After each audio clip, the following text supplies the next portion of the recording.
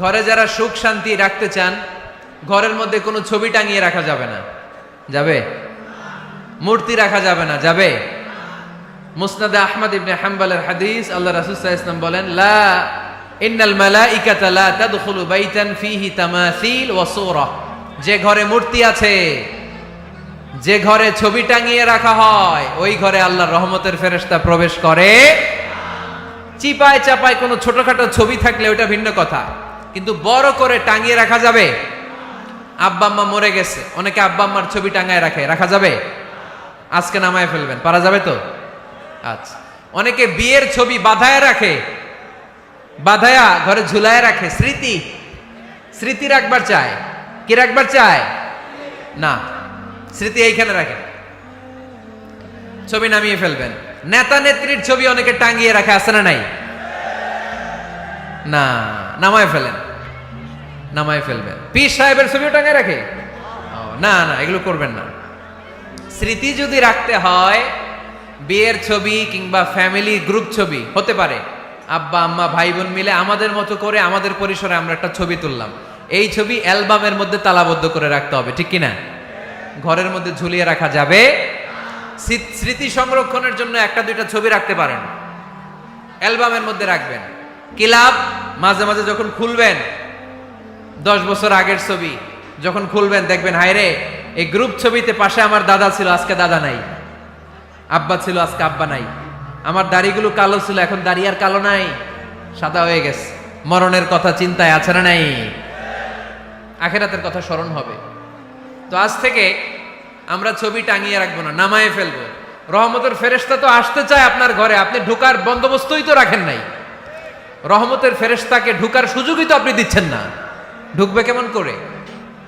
বিয়ের ছবি, আব্বা আম্মার ছবি, নেতা নেত্রীর ছবি টাঙিয়ে না রেখে অ্যালবাম বন্দি করে রাখেন, প্রয়োজনে দেখবেন। অনেকে বাঘের শোপিস, সাপের শোপিস, কুমিরের শোপিস সুকেসে সাজিয়ে রাখে, আছে না নাই? রহমতের ফেরেশতা আসে না, এগুলো রাখবেন না। কোন প্রাণীর শোকেসের ভেতরে প্রাণীর শোপিস রাখা যাবে না। অনেকে ঘরের মধ্যে পিয়ানো রাখে, পিয়ানো, আছে না নাই? বাঁশি রাখে, বাঁশি, গিটার, সব ভালো, তুই একা বাসিস নে, একটু ভালোবাসিতে দিস মরে, গিটার বাজায় আর গাইতেছে মামায়। আহা, আসে না তোমার ঘরে রহমতের ফেরেশতা, ঠিক কি না? আউটিং এ যাবেন, ঘুরতে যাবেন, ভাবিরে নিয়ে বেড়াইতে গেছেন, কে কে এই বছর দেখি হাত তোলেন।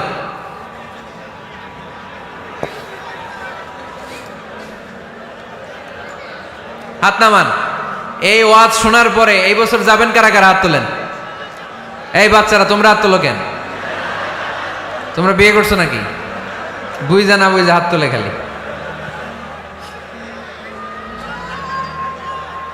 মাঝে মাঝে আউটিং এ যাবেন, বেড়াতে যাবেন, এটা সুন্নাহ। কোরআন আর সুন্নাহ ছাড়া একটা কথা মিজানুর রহমান আজহারী বানায় বলে না, ঠিক কিনা? যেটাই বলবো এটার পরে দলিল হিসেবে কোরআনের আয়াত, নয় সহিহ বুখারীর রেফারেন্স, নয় সহিহ মুসলিমের রেফারেন্স, নয় সুনানে তিরমিজির রেফারেন্স, নয় সুনানে আবি দাউদের রেফারেন্স, অথবা ইবনে মাজার রেফারেন্স, কিংবা সহিহ ইবনে হিব্বান, মুস্তাদরাকে হাকিম, মুসান্নাফ ইবনে আবি শাইবা, একটা না একটা রেফারেন্স দিবই। বানায় কোনো কথা এই কোরআনের মঞ্চে চলতে দেয়া যাবে না, চিল্লায় বলি ঠিক কিনা? আপনারা সচেতন হইলেই বক্তারা সোজা। আপনারা যদি বলেন হুজুর মন করে কিছু বলবেন না, কিচ্ছা কাহিনী উল্টা পাল্টা শোনাবেন না, যেটা বলবেন পক্ষে কোরআনের দলিল দিয়ে বলবেন, ঠিক কিনা? তাহলেই বাংলাদেশ সোজা হয়ে যাবে। বক্তারা যদি সোজা, বাংলাদেশের সোজা, ঠিক কিনা? আর বক্তা করে সোজা রাখতে পারে জনগণ, ঠিক কিনা? কোরআন সুন্নাহর বাইরে আজগবি কোনো কথা আমরা শুনতে চাই। আউটিং এ যাবেন, আউটিং, ফ্যামিলি ট্যুরে যাবেন, দলিল দিচ্ছি দাঁড়ান। ফ্যামিলি ট্যুর, সবচেয়ে ভালো ফ্যামিলি ট্যুর হচ্ছে উমরা ট্যুর। কিসের ট্যুর? যদি সামর্থ্য থাকে মাঝে মাঝে উমরায় যান। উমরায় গেলে আপনার অর্থনৈতিক অবস্থাকে সচ্ছল করে দিবে কে? নতুন বিয়ে করেছো, হাজব্যান্ড ওয়াইফ, আপনাদের হানিমুনটা মক্কায় করে আসেন, বরকত দিবে কে? তাহলে জীবনটা শুরুই হবে আল্লাহকে সেজদা দেওয়ার মধ্য দিয়ে, আওয়াজ করে বলতে হবে, ঠিক কিনা? শ্বশুর মশাই জামাইরে গিফট দিতে চান, উমরার প্যাকেজ গিফট দিবেন আজকে থেকে, পারা যাবে? ওই যে পোলাপাইন খুশি হাততালি দেয়।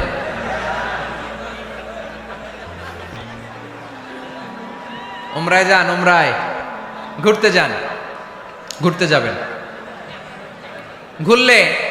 ঘুরলে পৃথিবী দেখা যায়, দৃষ্টিভঙ্গি পরিবর্তন হয়, ব্রড মাইন্ডেড হয় মানুষের মন, চিন্তার দিগন্ত হয় প্রসারিত, ন্যারো মাইন্ডেড থাকে না লোকজন। এজন্য মাঝে মাঝে ঘুরবেন। এজন্য কোরআনে রব্বুল আলামিন বলেন, কুল সিরু ফিল আরদি সুম্মা আনযুরু কাইফা কানা আকিবাতুল মুকাজ্জিবিন। ও আমার বান্দারা, জমিনে ঘুরে বেড়াও, অবিশ্বাসীদের সাথে, গাদ্দারদের সাথে আমি আল্লাহ কি আচরণ করেছি নিজ চোখে দেখে আসো। আপনি যদি মিশরে যান, তাহলে মিশরে ফেরাউনের লাশ আছে না নাই? কারুনের বাড়ি আছে না নাই? আপনি যদি জর্ডানে যান, ওখানে ডেড সি, মৃত সাগর, আবার ধাক্কাধাক্কি। হ্যাঁ,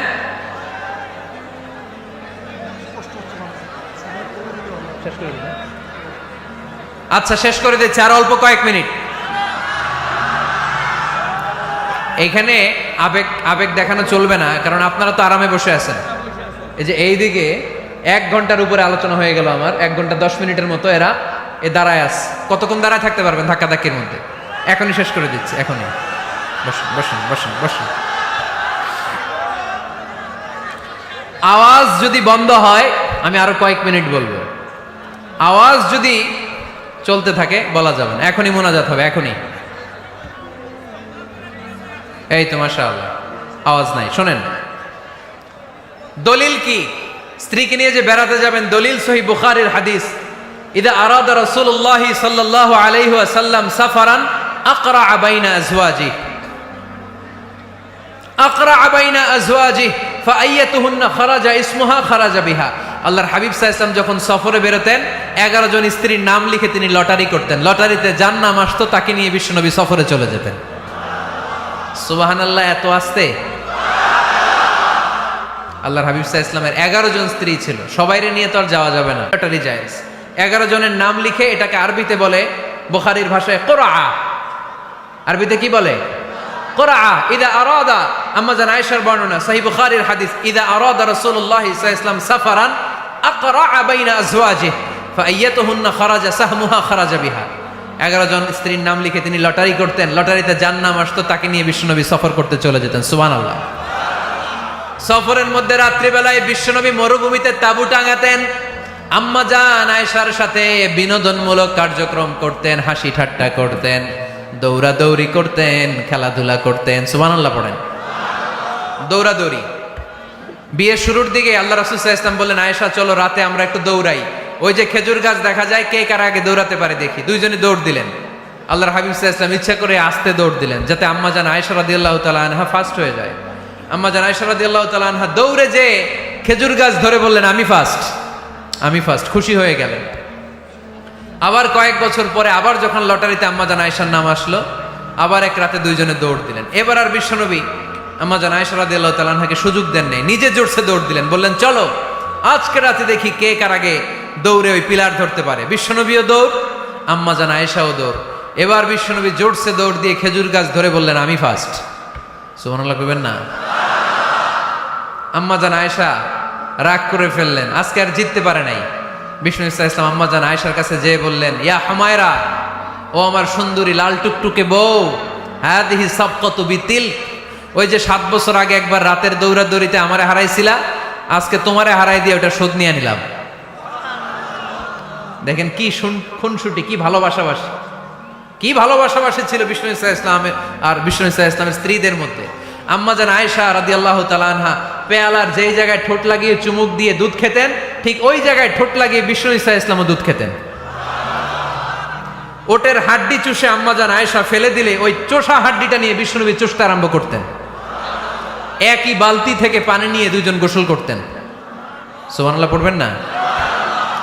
তাহলে ফ্যামিলিতে, পরিবারে সুখ শান্তি আনার 6 নাম্বার টিপস হলো বেড়াতে যাবেন, যেমনটা আল্লাহ রাসূল সাল্লাল্লাহু আলাইহি ওয়াসাল্লাম স্ত্রীদেরকে নিয়ে বেড়াতে যেতেন। রাজি আছেন তো সবাই? কই যাবেন? কক্সবাজার, জাফলং, সিঙ্গাপুর, কই যাবেন? মক্কা, মদিনা। নিয়তে বরকত আছে না নাই? আল্লাহ তুমি কবুল করো। 6 নাম্বার ফর্মুলা, গুরুত্বপূর্ণ বিষয়ে সিদ্ধান্ত নিতে পারিবারিক বৈঠক করুন। Family meeting. কি মিটিং করেননি? না নিজের ইচ্ছা মতো সব সিদ্ধান্ত? ওয়াশাবিরহুম ফিল আমর ফাইদা আযামতা ফাতাওয়াক্কাল আলাল্লাহ। মুশাওয়ারা করো, পরামর্শে বরকত আছে না নাই?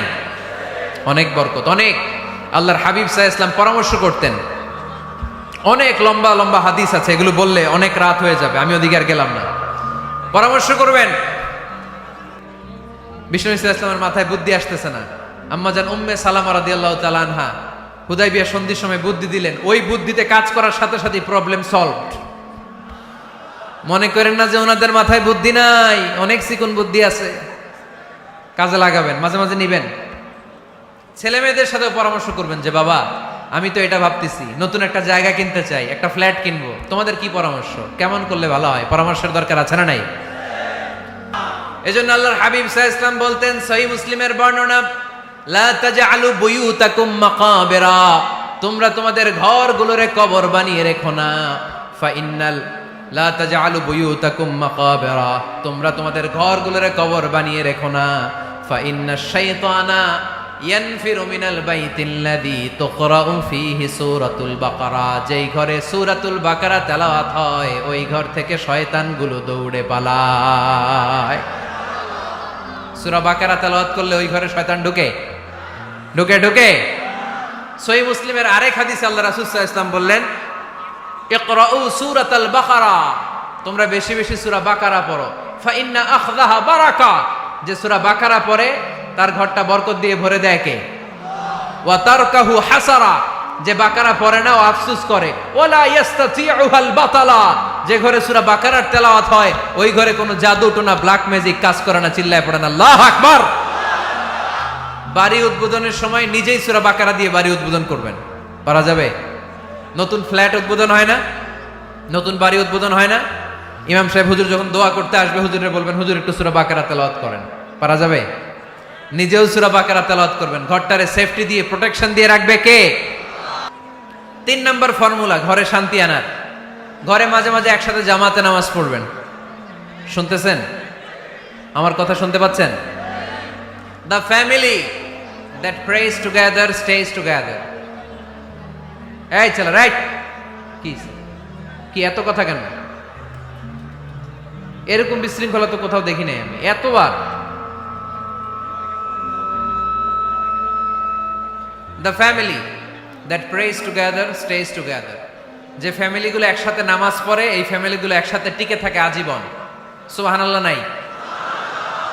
বাইরে বৃষ্টি, আপনি মসজিদে যেতে পারছেন না জামাতে নামাজ পড়ার জন্য, কি করবেন? ঘরের সবাইরে নিয়ে নিজে ইমাম হয়ে যাবেন, পারা যাবে? আরে শুরু করেন না, আজারি ভাইয়ের কথা শুনে শুরু করেন না, শান্তি আসবে। আল্লাহর কসম, ঘরে ঘরে শান্তি আসবে এই বাংলাদেশে, কিন্তু এগুলো অ্যাপ্লাই করতে হবে। তাহাজ্জুদের সময় একসাথে দাঁড়িয়ে যান। ডিসেম্বর মাসে বাচ্চাদের 15 দিনের ছুটি, তখন তাহাজ্জুদের প্র্যাকটিস করেন। আপনি ইমাম, আপনার পেছনে আপনার ছেলেরা, পিছনে আপনার মেয়েরা আর আপনার স্ত্রী। নারী পুরুষ এক কাতারে দাঁড়াতে পারে না। আমি আর রুবেল ভাই যদি জামাতে পড়ি, আমি ইমাম, রুবেল ভাই ডান দিকে, সমান সমান দাঁড়ানোর সুযোগ আছে না নাই? আছে। কিন্তু আমি যদি আমার স্ত্রীর সাথে জামাত করি, একসাথে দাঁড়ানো যাবে না। আমি সামনে, আমার স্ত্রী পেছনে। মাসালা বুঝতে পেরেছেন? আচ্ছা, তো তাহলে ঘরে জামাতে মাঝে মাঝে নামাজ পড়বেন। সহিহ মুসলিমের হাদিস, আল্লাহ রাসূল সাল্লাল্লাহু আলাইহি ওয়াসাল্লাম বলেন, তোমরা ফরজ নামাজ মসজিদে আদায়ের পরে ঘরের জন্য কিছু নফল আর সুন্নত রেখে দিও, কারণ ঘরে যারা নফল আর সুন্নত পড়ে ওই ঘরটারে বরকত দিয়ে ভরে দেয় কে? তাহলে 3 নাম্বার ফর্মুলা, ঘরে আমরা নামাজ পড়বো, মাঝে মাঝে জামাতে নামাজ পড়বো। রাজি আছেন তো সবাই? ইনশাল্লাহ পড়েন না? 4 নাম্বার ফর্মুলা, বাসায় একসাথে খাবার খান, আলাদা আলাদা না। কিভাবে? একসাথে। যদি একান্নবর্তী ফ্যামিলি হয়, ভাই বোন চাচা মামা একসাথে, তাহলে ছেলে মেয়েরা একসাথে বসবেন না। ছেলেরা সবাই একসাথে, তাদের খাওয়া শেষ, এরপরে মেয়েরা সবাই একসাথে। আর যদি নিজের ফ্যামিলি, স্বামী স্ত্রী ছেলে মেয়ে, তাহলে সবাই মিলে একসাথে খাবেন। খাবেন কোন হাতে? বাম হাতে নাকি? আওয়াজ করে কোন হাতে? আল্লাহর হাবিব বলেছেন, লা তাকুলু বিশিমাল, বা হাতে খেও না, ফাইন্না শাইতানা ইয়াকুলু বিশিমাল, কারণ শয়তান খায় বাঁ হাতে, আমরা খাই কোন হাতে? ডান হাতে। খাওয়ার শুরুতে কি পড়বো? খাওয়ার পরে কি পড়বো? মনে থাকবে? বাচ্চারা উল্টা কাজ করতে পছন্দ করে বেশি। দেখবেন বাচ্চারা ডাইন পায়ের জুতা পরে বাম পায়ে, বাম পায়েরটা পরে। আমার মেয়ে সব সময় এটা করবে। আমি জুতা পরাই দিলে ঠিক, নিজে পড়লে বাম পায়েরটা দেয় ডান পায়ে, ডান পায়েরটা দেয় বাম পায়ে, আর গ্লাস ধরবে বাঁ হাতে যতক্ষণ আমি না ঠিক করে দিব। এবং বিসমিল্লাহ বলতে ওরা ভুলে যায়, বারবার স্মরণ করিয়ে দিবেন, বারবার বারবার। এখন ওর মস্তিষ্ক নরম আর উর্বর, ভেরি ফার্টাইল ওদের মস্তিষ্ক। যেইটাই ঢুকাবেন এখন সফটওয়্যার হিসেবে যেটা ইনস্টল করবেন ওইটা আজীবন থাকবে। চিল্লায় বলেন ঠিক কিনা? ভালো হয়ে যাব হুজুর, ভালো হয়ে যাব। কালকে থেকে শুরু করো হুজুর, কালকে থেকে। ওই কালকে ওর জীবনে আর আসে নাই। চিল্লায় এখন ঠিক কিনা? ভালো হয়ে যাব বলে অনেক লোক কবরে পড়ে আছে।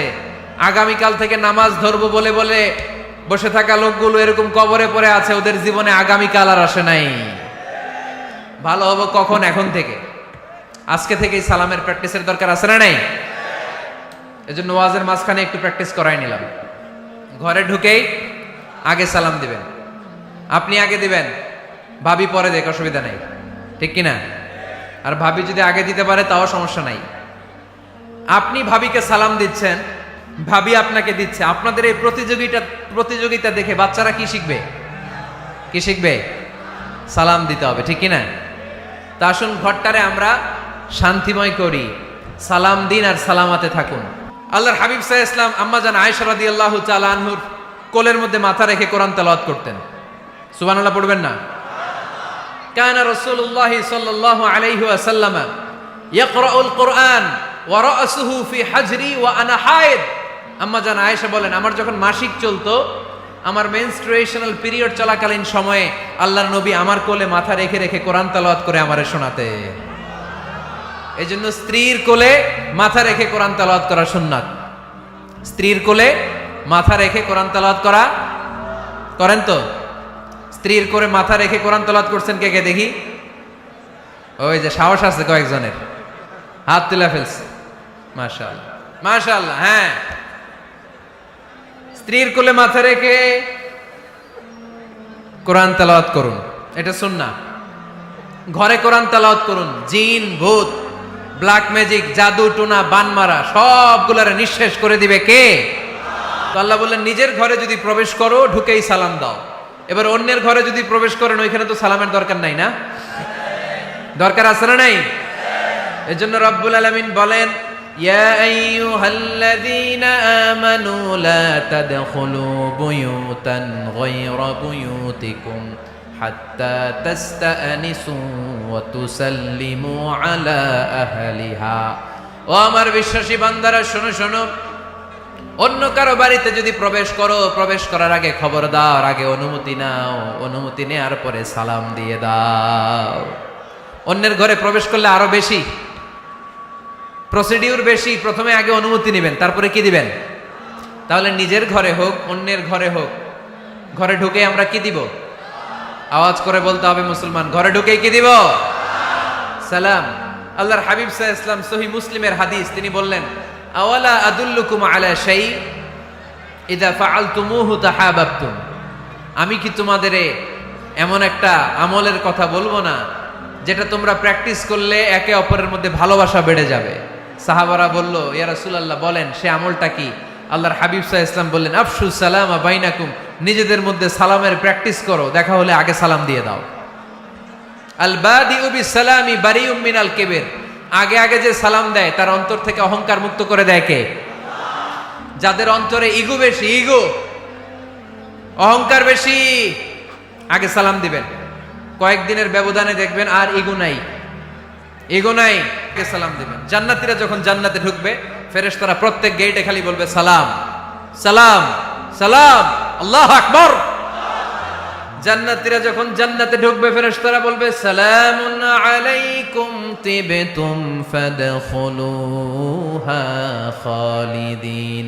ও জান্নাতীরা, জান্নাতে প্রবেশ করেন, আল্লাহর পক্ষ থেকে আপনাদের জন্য রইল সালাম। আপনাদের জন্য কি? তাহলে জান্নাতে একে অপরের সাথে দেখা হলে সেখানে কি দেয়া হবে? সালাম। তাই নিজের পরিবারে যারা জান্নাতের আমেজ উপভোগ করতে চান তারা সালাম দিন। পরিবারটারে যারা জান্নাতি বানাতে চান ঘরে ঢুকেই কি দিবেন? সালাম। সিঙ্গাপুরে আমার প্রোগ্রাম, গত কোরবানির পরে 5 দিন টানা প্রোগ্রাম ছিল সিঙ্গাপুরে।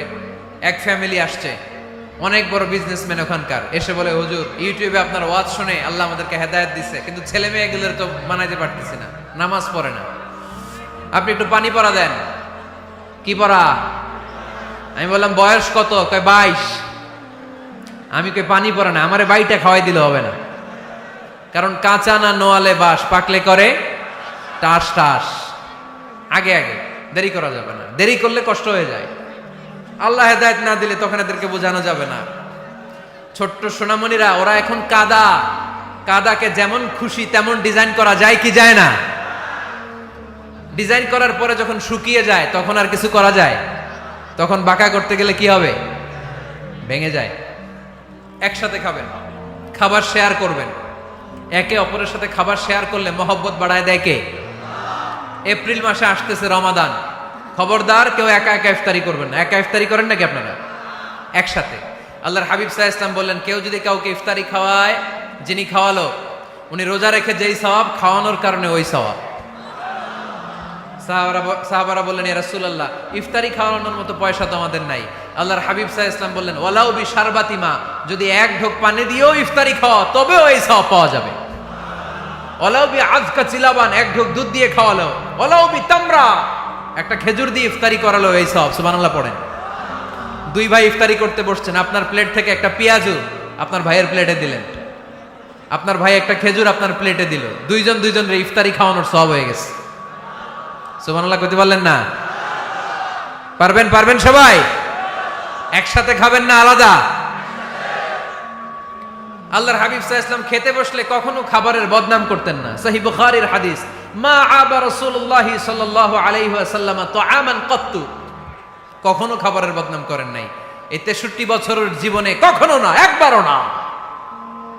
ইনিশতাহাহু আকালাহু, ভাল লাগলে খাইতেন, বেশি বেশি খাইতেন। ওয়া ইন কারিহাহু তারাকা, ভালো না লাগলে রেখে দিতেন, ওটার দিকে তাকাতেন না। কিন্তু কখনো বলেন নাই লবণ বেশি হয়েছে, কখনো বলেন নাই ঝাল বেশি হয়েছে, এগুলো বললেন না। বলবেন?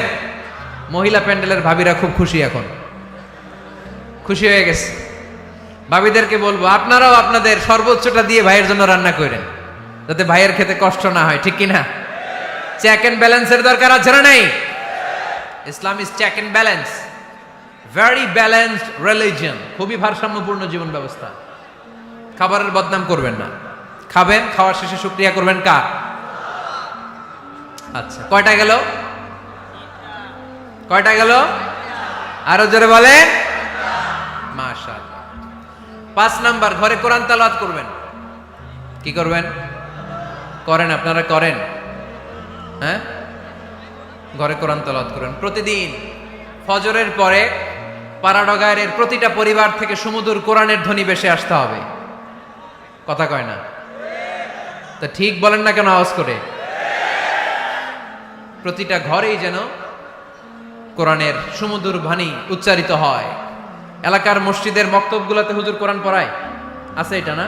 আমরা ছোটবেলা কিন্তু যাইতাম, আমি যাইতাম শাহী জামি মসজিদে, ওইখানে যে আমি কোরআন শিখছি। তো মসজিদগুলোতে আপনারা এই মক্তবের সিস্টেমটা চালু রাখবেন, প্রতিদিন সকালে কোরআন পড়বেন। কোরআন যেটা মুখস্থ করবেন স্ত্রীকে শোনাবেন, স্ত্রী আপনাকে শোনাবে। প্রতি মাসের জন্য একটা সূরা নির্ধারণ করেন। কোনটা? একটা। এক মাসে একটা ছোট্ট সূরা মুখস্থ করা যাবে না? ধরেন সূরাতুত তিন, ওয়াত-তিনি ওয়াজ-জাইতুন, এটা এক মাসে মুখস্থ করা যাবে না? যাবে।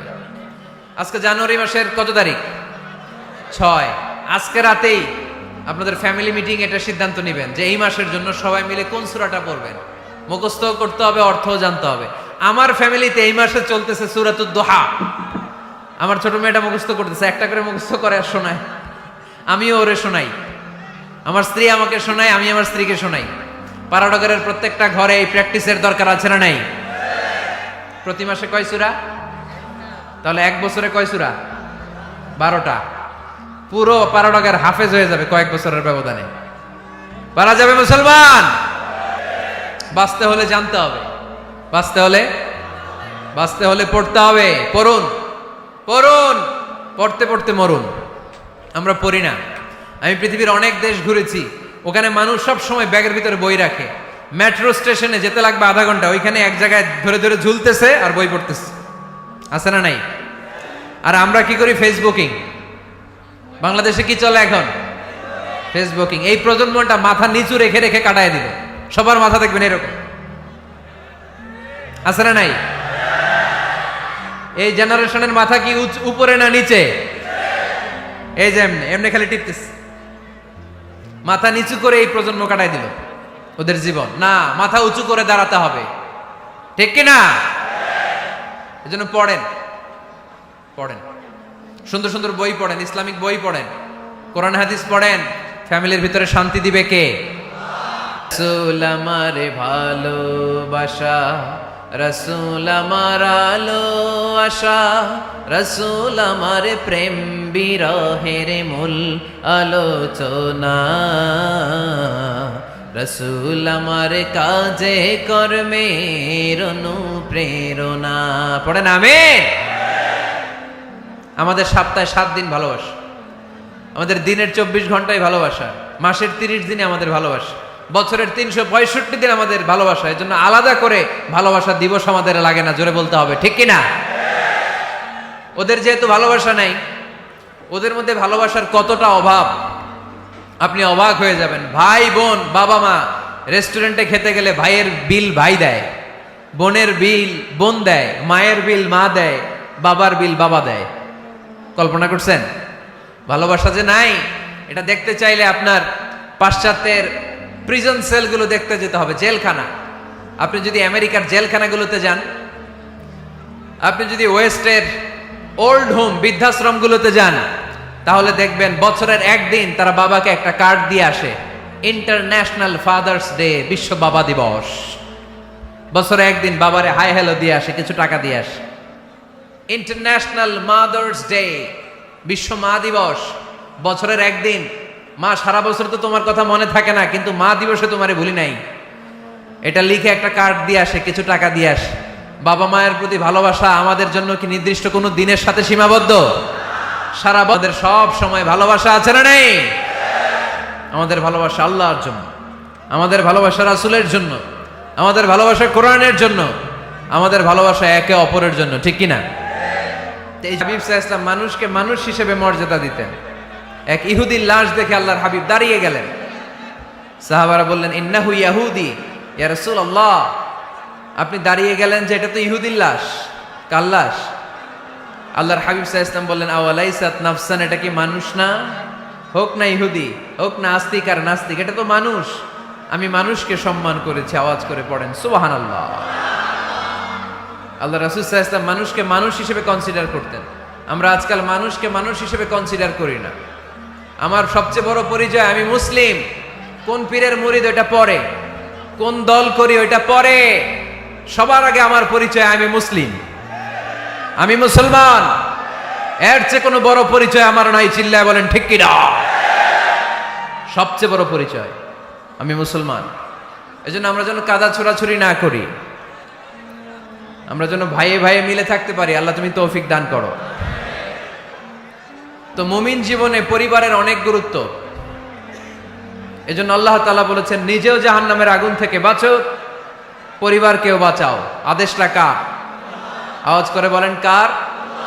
রব্বুল আলামিন বলেন, ইয়া আইয়ুহাল্লাযীনা আমানু কু আনফুসাকুম ওয়া আহলিকুম নারা ওয়াকুদুহান নাসু ওয়াল হিজারা আলাইহা মালাইকাতুন গিলাযুন শিদাদুন লা ইয়াসুনাল্লাহা মা আমারাহুম ওয়া ইয়াফআলুনা মা ইউমারুন। সুবহানাল্লাহ পড়েন। আল্লাহ ডেকে বলেন, গোলাম নিজেরাও জাহান্নামের আগুন থেকে বাঁচো, নিজেদের পরিবারদেরকেও জাহান্নামের আগুন থেকে বাঁচাও। নিজেও জাহান্নামের আগুন থেকে বাঁচো, নিজের মাকেও বাঁচাও, নিজেও বাঁচো, বাবাকেও বাঁচাও। নিজেও জাহান্নামের আগুন থেকে বাঁচো, নিজের স্ত্রীকেও বাঁচাও। নিজেও জাহান্নামের আগুন থেকে বাঁচো, নিজের সন্তান সন্ততিদেরকেও বাঁচাও, ঠিক কি না? নাকি আপনি একা জান্নাতে যেতে চান? আমি জান্নাতে, আমার বাবা জাহান্নামে, এটা ভাল লাগবে? আমি জান্নাতে, আমার মা জাহান্নামে, এটা আমরা চাই? আমি জান্নাতে, আমার স্ত্রী জাহান্নামে, আমি জান্নাতে, আমার ছেলেরা জাহান্নামে, এটা চাই আমরা? আমরা চাই সবাই মুমিন পরিবার দুনিয়াতে যেমনি একসাথে, আমরা জান্নাতেও থাকবো একসাথে। আওয়াজ করে বলতে হবে, ঠিক কিনা? কু আনফুসাকুম ওয়া আহলিকুম নারা, নিজেও জাহান্নামের আগুন থেকে বাঁচো, পরিবারকেও বাঁচাও। নিজেও জান্নাতি হতে হবে, পরিবারের সব সদস্যদেরকেও জান্নাতি সদস্য বানাতে হবে। এজন্য আল্লাহর হাবিবকে আল্লাহ পাক আদেশ করছেন, ওয়ামুর আহলাকা বিসসালাতি ওয়াসতাবির আলাইহা। ও নবী, আপনি একা নামাজ পড়লেই হবে না, আপনার কন্যা ফাতেমারে নামাজের কথা বলেন, আপনার কন্যা জাইনাবকে নামাজের কথা বলেন, রুকাইয়াকে নামাজের কথা বলেন, উম্মে কুলসুমকে নামাজের কথা বলেন, আপনার প্রাণাধিক প্রিয় স্ত্রী খাদিজাকেও নামাজের কথা বলেন, আপনার স্ত্রী আয়েশারেও নামাজের কথা বলেন, ঠিক কি না?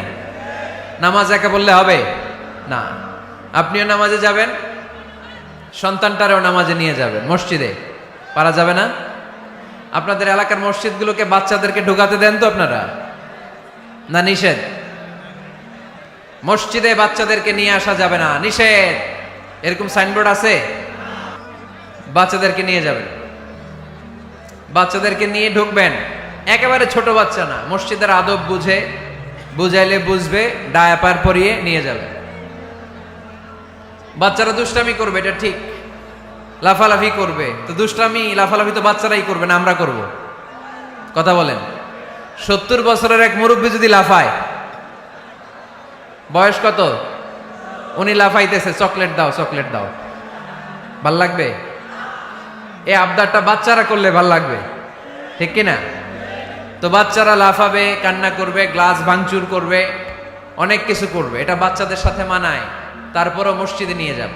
ইমাম সাহেব যারা আছেন, আইম্মাতুল মাসাজিদ, মসজিদে বিশেষ করে জুমার দিন চকলেট নিয়ে যাবেন। বাচ্চা দেখলেই চকলেট দেওয়ার দরকার আছে না নাই? আপনি যদি চকলেট দেন, এই বাচ্চার স্মৃতিতে আপনার কথা আজীবন থাকবে, জীবনেও বাচ্চার মেমোরি থেকে আপনার নাম ডিলিট হবে না। চিল্লা এখন, ঠিক কিনা? আর যদি গালি দেন, যদি মসজিদ থেকে তাড়ায় দেন, তাহলে বড় হয়ে বলবে, এক বদের হাট দিয়েছিলাম গে ইমাম, আমি মসজিদে গেলেই খালি ধমক দিত। আছে না নাই? গালি খাবেন আপনি, বদদোয়া খাবেন আপনি। এজন্য ছোট্ট বাচ্চাদেরকে মসজিদে নিয়ে যান। তুরস্কের মসজিদে বিভিন্ন সাইনবোর্ড লেখা থাকে, ওখানে ওরা লিখে দিয়েছে, আমি দেখলাম, যে জামাত চলা অবস্থায় পেছনে যদি বাচ্চাদের কিচির মিচির আর চিৎকার চেঁচামেচি শুনতে না পাওয়া যায়, তাহলে ভবিষ্যৎ প্রজন্ম নিয়ে আপনারা আশঙ্কায় থাকুন, ঠিক কিনা? আমরা জামাতে নামাজ পড়তেছি, পিছনে যদি চিল্লাচিল্লি শোনা যায়, তাহলে বোঝা গেল আমার ছেলে, আমার নাতি, এরা সব নামাজি হচ্ছে, মসজিদে আসছে, ঠিক কিনা? আমরা তারাবি পড়তেছি, পিছনে বাচ্চাদের আওয়াজ নাই, বোঝা গেল ভবিষ্যৎ প্রজন্ম এগুলো মুসল্লি হচ্ছে না, এগুলো ঘরে বসে বসে ভিডিও গেমস খেলে, চিল্লায় বলো, ঠিক কিনা? এজন্য বাচ্চাদেরকে মসজিদে নেওয়ার কোনো বিকল্প নাই, নিতেই হবে। বুঝাবেন, বুঝাবেন যে আব্বু, এটা আমাদের এবাদত গা, এখানে আমরা আল্লাহর ইবাদত করি, আল্লাহর জিকির করি, এখানে দুষ্টুমি করতে হয় না, এখানে চিৎকার চেঁচামেচি করতে হয় না, এখানে আল্লাহকে ডাকতে হয়, এখানে আল্লাহরে সিজদা দিতে হয়, করতে হয় না, ঠিক কিনা? এজন্য অবশ্যই অবশ্যই এবং অবশ্যই বাচ্চাদেরকে আপনারা মসজিদে নিয়ে যাবেন, যাতে আমাদের ভবিষ্যৎ প্রজন্ম নামাজি হয়।